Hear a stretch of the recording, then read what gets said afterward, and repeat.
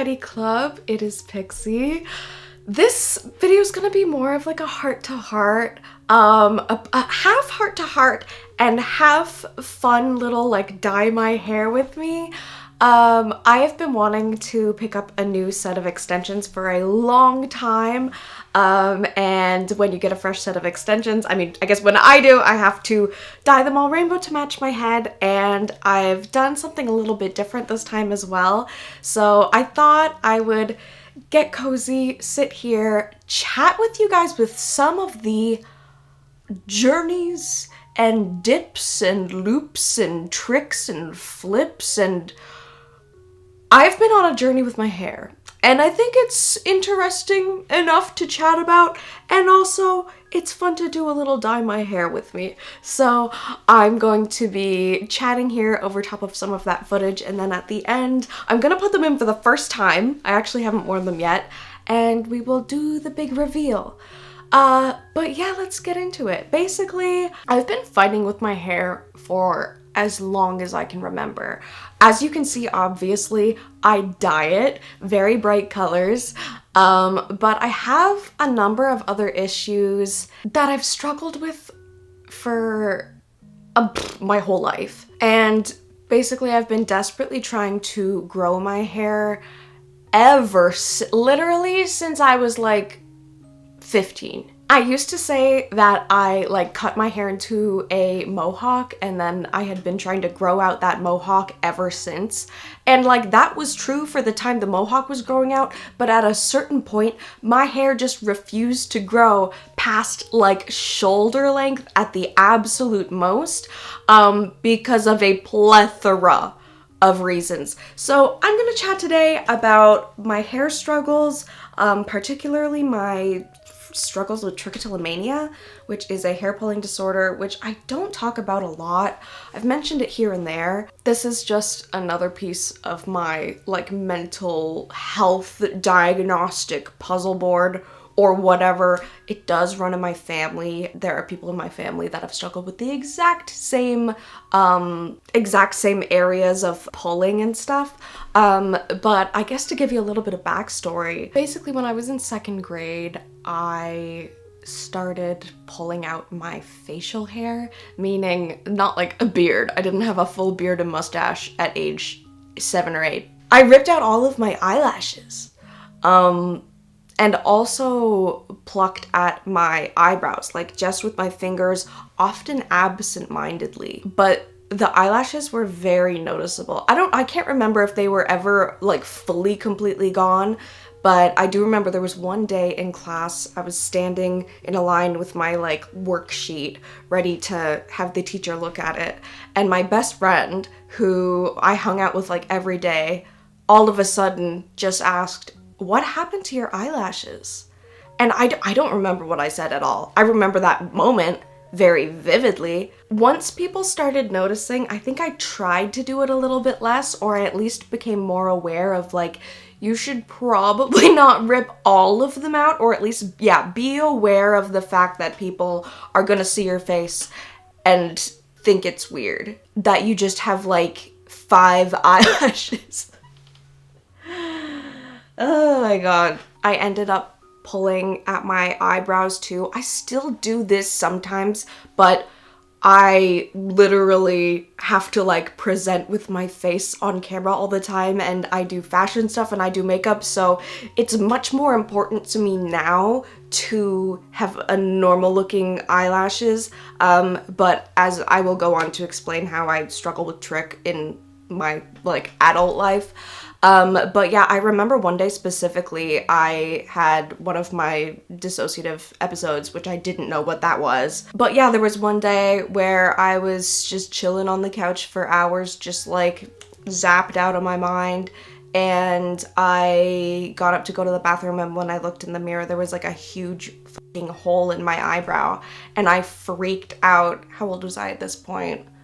I think this would have been grade 7. So like preteen, entering middle school, like starting to care more about how I look in a way where like I want to be like, you know, cool and trendy and express myself. Whereas when I had the kind of trichotillomania scare in grade 2. I was just like, oh, people perceive me and I don't want to be weird. Now I'm like, I really can't. I want to have eyelashes to mascara. I want to have cool eyebrows, like a comic book character, you know? So I really freaked out. I remember having that heart-sinking feeling, and I ran to my dad, and I remember my dad telling me that it happened to, I think, one of his brothers or someone else in our family. Anyway, I still catch myself doing this sometimes and I have to stop. I've kind of adapted it where I will pull at the area beneath, because you know, you'll get some rogue hairs there and you can still get the feeling of plucking, and it's a satisfying, you know, they call it trichotillomania. For some reason, there's something wired in my brain that makes it so that pulling out my hairs one by one is it does something to my dopamine receptors or something. I don't know. I'm the kind of person where going bored can make me kind of go a little like freaky, because you never really know, especially with DID. It's like you can kind of slip into different corners of your brain depending on information you see or how your day is going or where your thoughts end up leading you. So it's kind of, this is a big thing that I'm working on now, is just, you know, being here in the now, at peace, and being able to be comfortable in the current moment without freaking out or needing to run to social media to just put some information in my mind so that my mind can't go somewhere scary. But with saying all that, like, I can sit there and pull out my hair or rip at the ends of my hair, or zoom in with a really, really close mirror and look individually at the little split ends for hours. I do this pretty much every day. Not for hours every day. Not for hours every day. I promise I'm not wasting that much time. But it's a real disorder, and I mean, I have tried to adapt it to be helpful to my hair goals, which I have a little list of hair problems and hair solutions that I'm gonna go down. But I just wanted to, you know, get the trick talk out of the way first.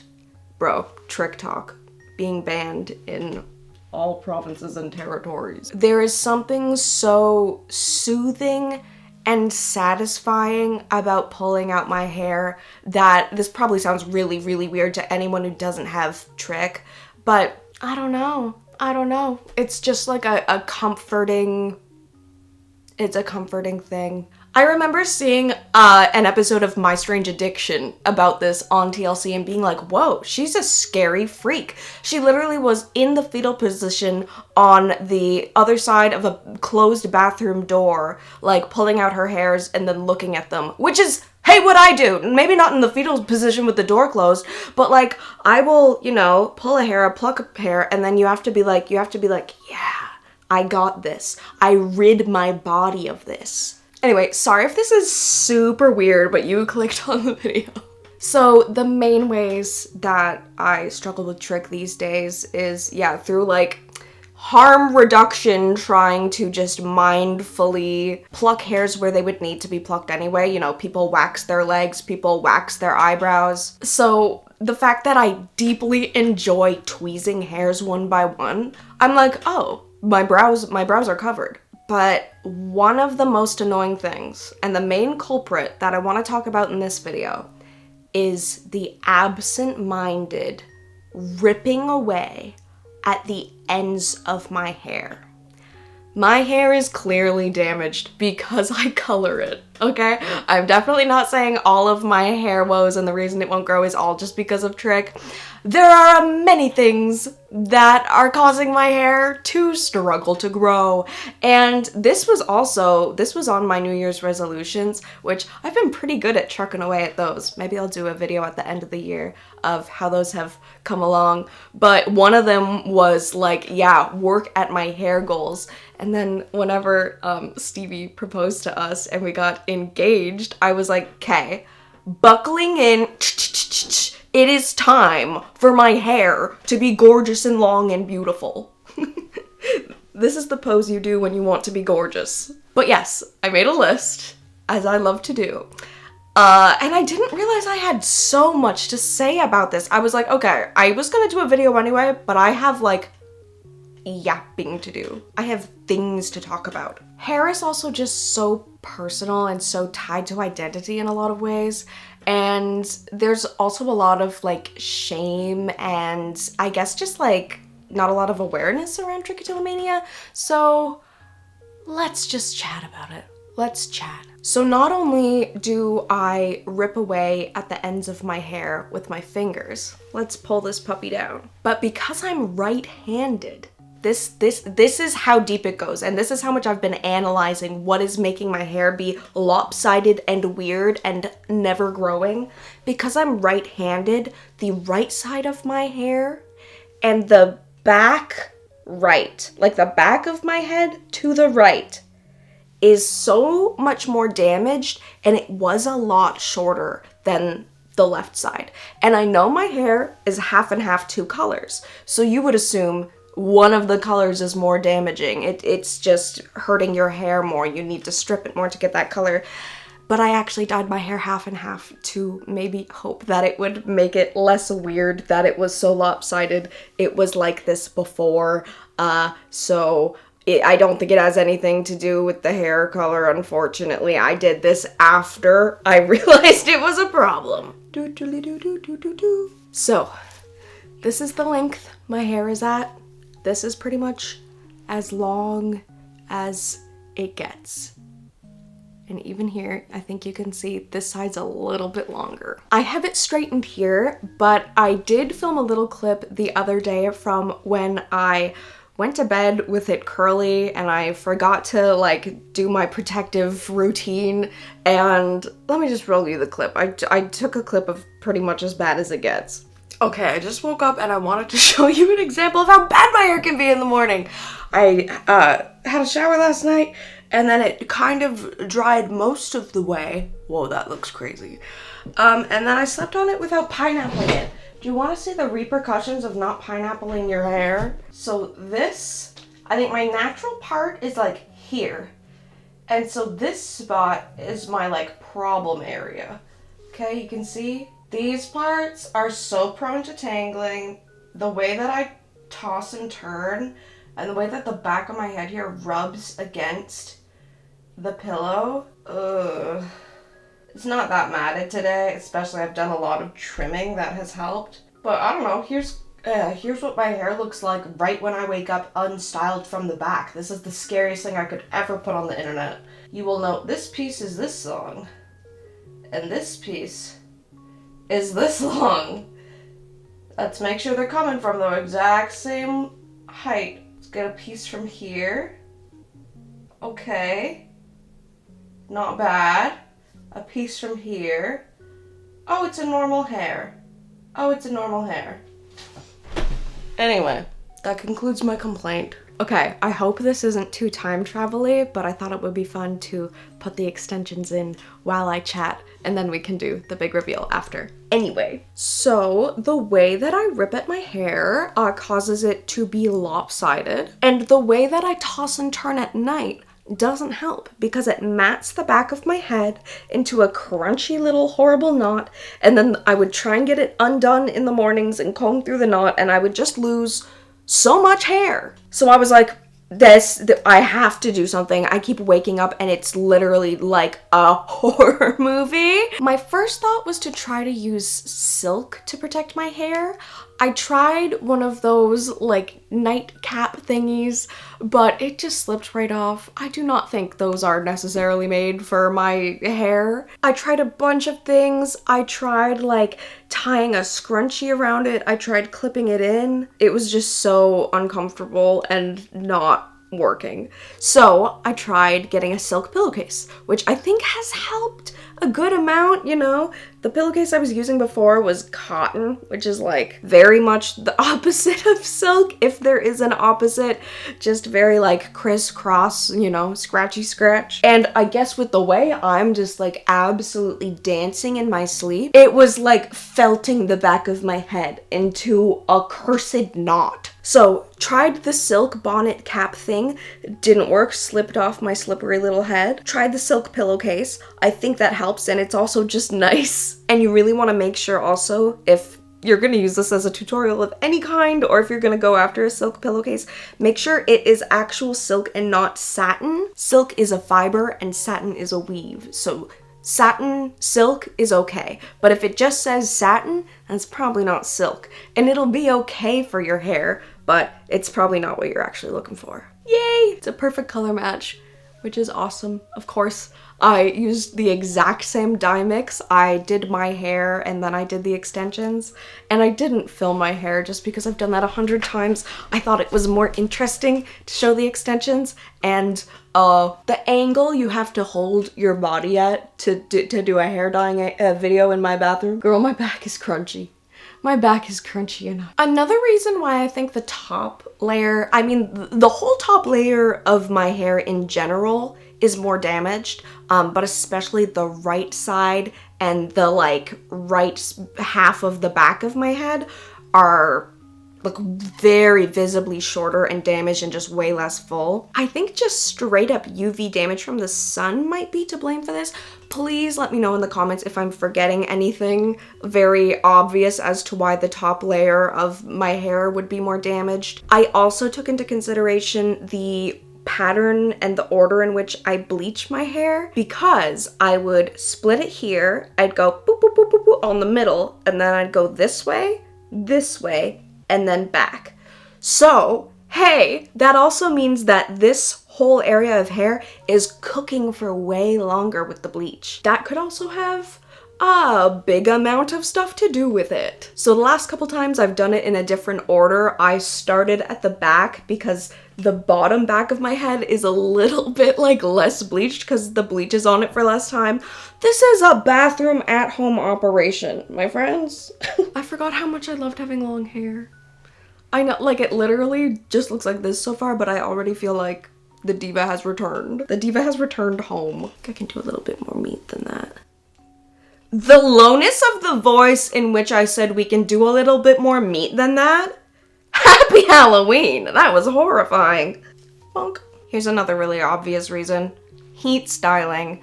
My hair is naturally very, very curly, and I love this. I think this is like a fun factoid I like to bring up, but I don't actually like the way it looks on my face because of the length it's at. I think I would really like my curly hair if my hair was like at least to maybe here, but it just goes boing, boing, boing, boing, boing, boing, which is like, I like zooming in and being like, whoa, look, it's curly. But I look like Weird Al, and Weird Al's gorgeous and wonderful, but it's just not the look I'm going for. The Weird Al comment was from Jared like 2 years ago. I was like, I'm so sorry that this is what you have to work with, and you're not really wrong. So obviously, in order to get my curly hair straight, I have been using heat on it. I've been straightening my hair like almost every time I wear it out, which again is maybe like a handful of times a week. Same with makeup. I don't wear makeup every day. I don't style my hair every day with heat, you know? But when I did, I wasn't even using heat protectant for a while. Like, you just need to get into good habits, and when you're just not in the habit, like, you need to have that on hand. So this morning, actually yesterday, I have not had heat protectant. I was all out, so I made sure I went out this morning before I lightly styled these. I'm going to style them a little bit more after this with lots of heat protectant and some heat. The great thing about extensions is that I find they keep their style for quite a while, so I will only need to style them with heat like once, and then I can wear them like maybe 3 to 4 times, depending on the curliness slash whatever I'm going for. But yeah, I also recently started using a blowout brush, which is one of those round brushes that has like a hair dryer and a brown brush on it. That is like the perfect thing for styling my hair. But again, it is heat that you're using on it, especially like it's assuming that your hair is wet. So I really need to make sure my hair is not like so wet that the heat is gonna like cause a sizzle to happen. Especially the styles I liked, which are like pin straight and slicked and like really curly, like heart-shaped bangs, like you're gonna have no hair. This is my last little point that I think could be a culprit, is that the styles I was doing were also damaging. I noticed that the point on my head where I would have my hair go in a scrunchie, I love you. Have you ever seen me not in a scrunchie? It's rare. I love her. But right here is the point where I noticed all of my front-facing pieces would break, right where they would be yanked into the bun. So those are the ones that also bear the most UV damage. They are bleached first. They bear a lot of the brunt of my trichotillomania, absent-minded hair ripping out. So to combat this, I actually cut my bangs. I mean, I cut my bangs for a number of reasons. A lot of this hair I was trying to have all the way down here and it was just horrendous. So I've just accepted that, like, from this point onward, these are little front pieces, and that's okay. That's okay. That's all she needs to be. I think I messed up the order of the extensions. This is, again, my first time putting them in. Okay, mild hair spoiler. Ooh. And this time, I did these opposing directions so that I'll have the same color in the front. The last time I did this, they were both the same and it drove me crazy. I mean, now my hair's half enough, so it would kind of make sense, but... So, I have listed you all of my grievances, all of my culprits, all of my suspects for why my hair just won't fucking grow. And for a while I was trying to combat, like, one thing at a time. I was like, maybe it's this, well, maybe it's this.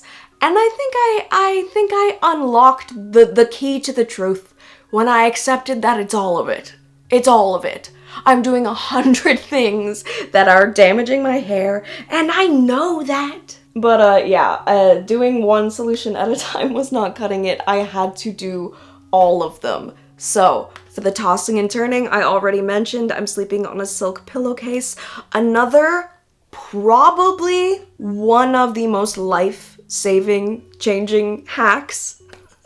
Life-changing hacks. What channel is this? One of the most effective changes I've made has been, get ready for this, it's called pineappling your hair. Hair pineappling? I'll do anything named after a silly little fruit. Don't make a joke about that in the comments. But this is a technique that a lot of people with curly hair use. It's just when you part your hair like this way, wherever you have like the damage kind of starting to start, and you just put that up in like a loose-ish scrunchie, again, something that's not going to cause too much tension. And doing that just helps get all of those really kind of delicate, vulnerable hairs from the top of your head, mine that have all this UV damage and trick damage and chemical damage, oh my god. You can kind of tuck that all up safe in a little bun. And when I wake up in the morning, the difference when I pineapple my hair versus when I don't, oh my god, when I don't, it's like, trigger warning, I'm gonna make crunching sounds. It's like, it's like my hair is like bent at a 90-degree angle. It's like literally comical. It's a nest. It's crunchy. Crispy and crunchy are the words to describe it. And you just have to say goodbye. You just have to say goodbye to hair. When I do pineapple my hair, I take off my scrunchie and it goes, okay, it's not perfect. But yeah, this mitigates so much of the damage, it's just ridiculous. It's awesome. This is one of the most helpful things I discovered. So silk pillowcase and pineapple is all I need to do. Maybe a silk scrunchie for pineappling would be sick, but I mean, it's working so far. It's working good. Oh, I also tried heatless rollers to see if that could help me so I could style my hair overnight and not have to use heat on it, but they really just didn't fit my head right, and they also just were so uncomfortable. I could not sleep with a giant tube around my face. I'm sorry. I already mentioned that my solution to the bleaching thing was just to change the order that I bleach my hair in. I can't really tell if that's helped so far, but I can only imagine that it's beneficial not to leave the bleach on the most damaged part for the absolute longest. For UV damage, I'm not gonna lie, I haven't really done any grand solutions yet. I'm sure there's some sort of UV protective hair spray, and you can also just wear a hat. My solutions for the heat damage from straighteners and the blow dryer is just to avoid heat damage at all costs. Trimming my hair is another big one. And because I have been trimming my hair and trying to keep it a bit neater and cleaner and less damaged, that allows my natural curl to kind of come out a little bit more, which is making my bangs and my front pieces kind of do what I want them to do, which is life-changing. If I didn't have to like burn it into submission, and if it would just have my natural little curly whirly, that would change everything. So I have been just using like a little bit of oil. I'll use a little bit of oil and I'll kind of try and tame them into place, and I'll just go out like that. And that, you know, that has caused me to look a bit frizzy on occasion, but oh, what can you do? Also just being way more strict with using heat protectant. I've also been using a leave-in conditioner. That's kind of random. Now that I don't have the bun on my head, I like don't fit in the frame correctly. I feel like I'm so far down, but it's because usually there was this when we started. And now I'm like, oh my god, you can't see the end of my beautiful locks.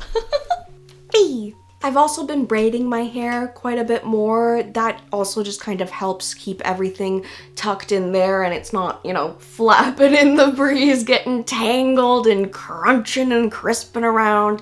She's here with her sisters together. And if I absolutely have to heat style, yeah, I'll use protectant, or I will use the blowout brush thingy on cool if I can, or I'll start it on cool around my bangs. Bro, they call me the hair fist. My solutions for trick are that I talked to my therapist. We had not a whole session, but a good chunk of a session just talking about it, and different solutions. And I, you know, that's a little bit personal to share here, but I mean, let's just say my step number one was like, I should talk to my fucking therapist about this. And like I mentioned, I've kind of settled on a harm reduction approach with that, where I will allow myself to kind of enter the trick zone and like, you know, just zoom in and like hair by hair. But I found out that this has a name after I was doing it. It's called an embroidery cut. I will look super duper close up at my hairs, either just with my eyeballs or with like a magnifying mirror. And I will take embroidery scissors and very, very carefully, one by one, trim off split ends and damaged hairs where I see them split. It's not the same as pulling out hair or breaking it in half or ripping it, but again, harm reduction, and you can pull out the right eyebrow hairs. You just can't pull out all the eyebrow hairs. I also just have to consciously stop myself all the time, multiple times a day. I do reach for my hair. I do still break it off, especially if I'm stressed out or nervous or, yeah, need some sort of soothing stim. So if you see me like doing this, like it's like, hey, guess what? You shouldn't, if you want to grow your hair, you shouldn't take it and go and literally like strip it to the bone of its nutrients until it breaks in half. Especially if you want to be Princess Celestia. I feel like I look younger. Don't tell me if I'm wrong. A handful of other helpful, notable things. I went to a hair salon and got a trim for the first time in, what was it, 5 actual years? That was about a year ago now. And I still think that's the only trim I've been in to have. I need to pick a hairdresser here, and I need to just go and bite the bullet. I have this like autism-y avoidance of starting a new routine with a person that's also gonna like touch my head, and a place it's gonna smell totally new, and there's gonna be new people, and it's gonna sound, you're gonna hear like all the sounds around you of the clinking of it's a lot. But if I find a cool person with a tiny little studio who understands what it's like to want to look like a My Little Pony. So many hairstylists have straight up just been mean to me. I have salon issues. But getting a proper trim is really, really, really beneficial. And as much as I have been trimming my hair myself at home, but it's not perfect, and I can tell, and I'm like, oh, I really should just go. Like, I felt so much better. I felt so amazing when I went and I got that little trim last year. So, speaking of trim, I can't even see you. Goodbye. Good night. Another pretty major thing, I think, again, this is one of those things where it's kind of hard to tell how much it's working, but I did decide to try the K18 molecular hair repair mask thing. This is one of those things where it's like, is this snake oil, and is this being talked up with a lot of sciencey words because they know that, like, it sounds good and I want my hair longer, so I'm gonna buy it? Or is something actually happening here? So I looked at a lot of reviews and a lot of videos and asked my friends, and I had hairstylist friends report back as well, being like, this genuinely, like, someone said I had a client come in with hair that was absolutely trashed. They came back a month or 3 months later and their hair was gorgeous, and I asked them what they changed, and they said the only thing was that they started doing K18, and that sold me. That was a reply from someone on my private Twitter. I was like, okay. From trash to gorgeous in 3 months, they should hire you to do the commercial. So I did the whole K18 thing. I did it for the first, I think, 5 washes. It says for 4 to 6 washes. And then I did it once or twice since then in the, like, maintenance phase. Again, it's hard to tell how much that's helping versus how much is it that I'm trimming my hair more, that I'm using heat protectant, that I have also been doing deep conditioning masks. Another little thing on here that I'll just bump out of the way is that I switched my shampoo and conditioner to ones that are, you know, formulated to encourage strengthening and lengthening. Nothing's gonna make your hair grow faster, but it can do things to help make your hair stronger and less likely to break. And it's crazy if I go through all of this, the lotions and the potions and the pineappling, and then I just rip it out with my fingers. That's the worst. Oh, I forgot I have these 2 pieces. Didn't these turn out fun? Isn't that just a dream? Am I crazy or did I completely nail that? Oh my gosh. I think those will go in there. Okay! I think it is time for the big reveal. Let us cut to Glamour Shot Pixie. I am so stoked about this. I think it is so fun. I think the colors are a great match. I love the gradient pieces. I think I want to do more of those in the future, but I also like that I have the streaky pieces as well. It feels very Lady Lovely Locks. It feels very My Little Pony. Hee hee hee hee. I've been dyeing my hair rainbow for, like, you know, a bajillion years, but now that I'm into ponies, it's pony hair. This is also precure hair. I just want to be a magical girl. The very final thing that I had on my mind as well, and this isn't related to hair health, but I also just feel so much more at home with these hair colors. For a while there, when I was kind of going through it, I didn't really... It's really hard to explain. I was like, I know that my hair is rainbow, so I'll buy these rainbow colors and I'll dye my hair rainbow, and then I will still look like the rainbow girl. But it was so, like, my whole brain and identity and who I was so muddled and blendy and shifting constantly that it felt like someone else's idea of what my hair should have been. Do you know what I mean? I just think the color palette is just so not good. Or maybe I'm just a different version of me now and I just much, much prefer this. I just feel like in the era where I was struggling, you can tell because my hair is way less cute also. Like, the designer in my heart had gone to sleep. What is going on? Yeah, I went from, like, a deep, very reddish pink with a yellow, lime green, and then just blue and purple. And the pink and the yellow were side by side in such a way that it really looked orangey from head on. Here my pink and yellow are side by side, but the amount of blue that I add to the pink I think really helps keep it bubblegummy and not like neon reddish pink. Like, that is just... It is not the brand. It is not the vibe. Yeah, this hair just feels very much more me. Way more me. I think that's a good way to sum it up. Okay. Thank you guys very much for watching. I can't tell if this was extremely boring or not, so please let me know if you like this or not. Hey, you could do that by giving it a little like if you liked it. If you disliked it, maybe, I mean, you can dislike it if you want, but you could also just comment and be like, this wasn't for me. I'm not gonna police how you can interact with my content. I love you very much just for being here and getting to this point all the same. I'm sorry that I sound so very hoarse like a horse. That is a sign that the yapping must come to an end. Alright, we love you guys very, very much. We will see you in the next video, which is not this one, because this one is over. Bye!